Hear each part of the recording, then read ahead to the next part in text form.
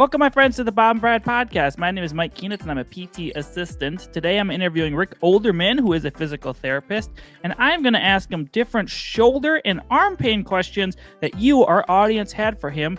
Things like rotator cuff or forearm injuries, even upper trap issues. So, without further ado, here is Rick.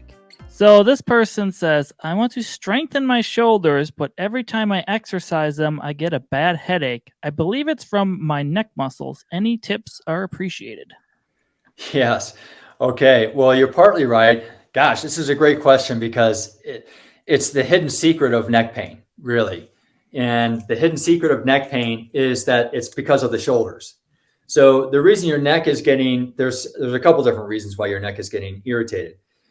Again, it goes back to the shoulder blade. The shoulder blade is the center of function for the whole upper extremity system. All right. So if the shoulder blade is not rotating and elevating when you're moving your arm with your exercises, then what will take over is a tiny muscle called the levator scapula, which starts at the corner here and inserts into C1 through 4 of your cervical vertebrae here.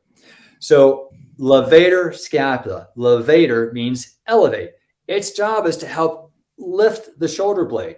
Well, the serratus anterior is a much bigger muscle. That's its primary job, is to upwardly rotate and lift the shoulder blade. If we're not getting that serratus anterior to turn on and do its job, this little pinky guy has to do all the work, and that's where the neck pain is coming from. It's assisting the big guy, and the big guy isn't doing its job. And now you've added a load to the whole system too. And for instance, I think I read a physics paper where if we just raise our arm up without any load, I think it's multiplied by 70 at the shoulder joint. So 0 pounds in your hand is 70 pounds at the shoulder joint. 1 pound is 70, and then 2 pounds is like 90 or 140, something ridiculous like this. So the lever arm of our arm bone, right, is magnified at the shoulder joint. Well, if the muscles of the shoulder joint aren't doing its job, that is further magnified into that levator scapula and its insertions into the cervical bone. And this is frankly why we get a lot of, I believe, when you get diagnoses of cervical arthritis, foraminal stenosis, bone spurs, osteophytes, compression, disc degeneration, headaches, all sorts of things like that are actually caused from poor scapular function for this very reason. So for you, what I would say is start with that all fours rocking stretch, get the shoulder blade to move better, then go to the arm slide on the wall, make sure that you're getting that shoulder blade to push the arm up, then step away from the wall and do it without any weight and get that whole system working.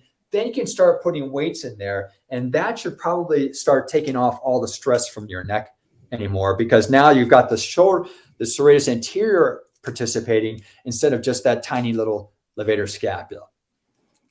Do you think a lot of the shoulder problems are from poor posture and chronically being flexed over? I think that's part of the reason, but that doesn't explain why the serratus anterior never gets turned on. Yeah. And so I think, well, in some way, I think you're absolutely right, Mike, because, no longer do we do things overhead anymore, like farming or any other things, right? We're always on our computer where our hands are lower than our shoulders. It's only in a gym that we do something overhead, unless you're an overhead athlete already. So I think that's one of the things that's leading to the shutting down and dysfunction of the whole scapular system. Huh. I got to tell Bob. He doesn't do he doesn't like a lot of overhead shoulder stuff, but that's kind of his older approach, but. Yeah. So he's absolutely right. If the shoulder system isn't prepared for overhead work, suddenly doing overhead work is absolutely the wrong reason. So you've got to get the shoulder system to work better before you throw it overhead work. Yeah, that's true. Because I did notice like a lot of overhead stuff. If I do, like I am normally in a scaption plane. I don't like to be fully abducted. It just, I just ram up into my acromion process there. Yeah. So, what I would say is, I mean, if you can get through life without needing that range of motion, then that's great. But if you're going to start playing baseball, you're going to have that motion, right? So what I would say to approach that restriction would be to first do it in an unloaded way. So you could do the lying down on the ground with the chest stretch like we had just talked about, right? Or you could put your arm against the wall and rotate away from it and get that arm to work in this position. You could do the hanging stretch a little bit and then rotate away from that to stretch it away from your body and then come back in. And once you feel that that motion is improved, then you can start adding load to that. All right. Well, thank you for joining us again. Where can people find more information about you at?